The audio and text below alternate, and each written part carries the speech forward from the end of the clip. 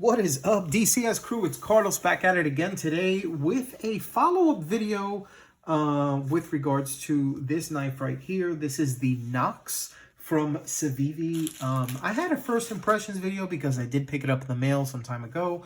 I went ahead and I posted a video about it, and then I kind of moved on. I didn't want you guys to think that I had forgotten to go ahead and showcase my final thoughts on this and, you know, give it my honest opinion before I send it off to the next person. So that's just something I just wanted to go ahead and put together for you guys. And aside from that, I just wanted to go ahead and unveil. This is the only time I'm going to do it because then I'm going to show it in another video. But I got a little something else in the mail from Seth. Compliments of Ben Peterson. Got that baby banter. All right, that'll be in another video. But in the meantime, go ahead and stay tuned.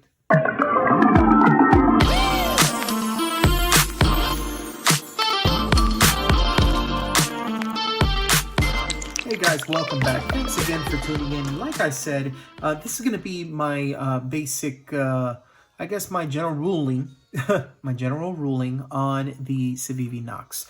This is a frame lock. This is one of the first frame locks that you're going to see from Civivi. It's not the last, but they do come in a couple of finishes. This is like a black, like a matte black finish. But yeah, anyways, in any case, the specs are going to be over here to your right. In fact, I'll go ahead and just face the knife this way so you can see it a little bit better as the specs are playing. And then now that that's done, I'll go ahead and place this in the middle and do just a quick size comparison from two other models that I have here. This is the Vero Synapse Gen 2, okay? And then this is a recent purchase, and it's going to be coming up in another video, another Civivi.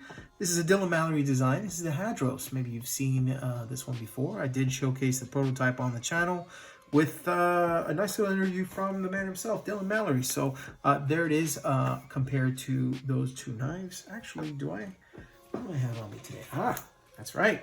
I have my Spyderco Para 3. Let me go ahead and just align the pivots there. There we go. And so you can see what the difference is in size, okay? I just wanted to go ahead and put those as a baseline. I know most people know how big a Para 3 is. There's a lot of Vero owners out there, and obviously a lot of people are going to be getting that Dylan Mallory design. So I figured those would be good points to use. Okay, so moving on. Thoughts on this knife. Now, number one, this isn't going to be your titanium frame lock.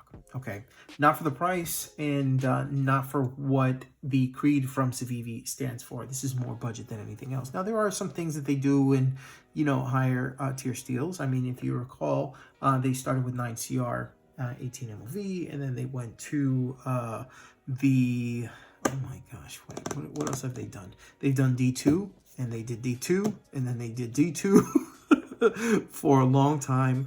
There were a few knives that came out in 154 cm, some in S35 VN, and I'm pretty sure there was, oh yeah, there's the 10CR that, you know, the Hadros is in, and then, you know, there's a lot of other things that are out there. Now, with this one, it's Nitro V. What they're basically doing is they're testing the market as well as their processing to see if the heat treats that they get, you know, for that steel with that grind, you know, at that price point out, ends up being a good budget option that sells well with them, okay? They're doing their part in testing the market. There are people that want steels. I mean, you know, you can't please everybody, you know, all the time, but you can please a good amount of people a good amount of the time, and they're doing what they can for that. So in this case, it's Nitro V. Nitro V is something that you typically pick up in stuff like fixed blades, okay? So keep that in mind. You're going to see it a lot in fixed blades. It's a nice stainless steel, and it really can put in some work. It's not going to be able to have an edge that lasts forever, like say, you know, well, longer with an optimal heat treat, like say, I don't know, M390, let me see, 20 CV, CTS 204P, but just keep in mind that it is going to hold a good edge, and it is going to hold it for a while. You're getting it for a budget option, okay? Now, also, the frame on this knife, it is steel, okay? So it's going to be a little bit heavier than normal frame locks like this because, you know, normal frame locks are typically titanium, okay? Well, typically what you would want to look for in a small frame size, you know, look like this is titanium frame. So keep that in mind. But I mean, it flicks great. It flicks out great. It closes great. It runs on bearings. Can't complain about the steel. The deep carry clip works really well. Haven't had too many issues with that. If I could say anything else about it, I just don't think that this is a good knife for people that would say like be for the office and that sort of thing. Because for me, you're really not going to have to use it for anything, that would require something like a sturdy frame lock. Okay, I'd rather have something, a little bit more budget, save a little bit, get myself, something like this, maybe in the black micarta. I got this in brown because I don't have many in brown, but it uses the same deep pocket clip, if I'm not mistaken. Yeah, just not colored on this one. It does have the liners because it is a liner lock, so it is, it does have holes in there. It is skeletonized to be able to go ahead and lose a little bit of that excess weight. But the thing is, I don't know, guys. I mean, it's, I guess, value is in the eye of the beholder. And if this is something that really, catches your eye, then by all means. I don't think it would be something, I thought that it was something that was interesting, if you really want to know my opinion, when I saw it at Blade Show in June. Not Blade Show West, Blade Show East. But the truth is, it was something like, oh, cool, okay, Civivi has a frame lock. Moving on.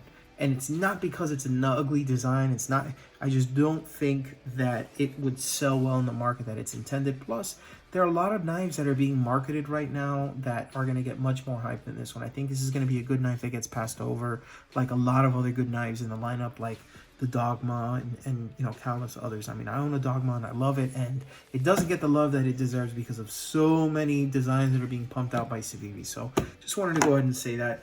It is a good knife for what it is, but I mean, keep in mind, a lot of the knives in this size, the 4-inch handle, the 3-inch blade, more or less are my my office knives. And, in truth, I'd want something that has different parameters in this. So it's really not for me. It's a little skinny as well, being that it's a frame lock. If you want something that's sleek, skinny, maybe weighs a little bit more than your average titanium frame lock, but at the cost of saving a few bucks, by all means. But yeah, those are my final thoughts on the NOX. Hope this helps, if you were on the fence for it. Keep in mind, your mileage may vary. So just know that. And in any case, guys, thank you so much for tuning in. Feel free to go ahead and hit that subscribe button if you haven't already become a subscriber. That way you are notified and alerted of any updates on the channel. And just remember, if you EDC, whether it's the NOX, whether it's the Para 3, the Synapse Gen 2, or, whatever.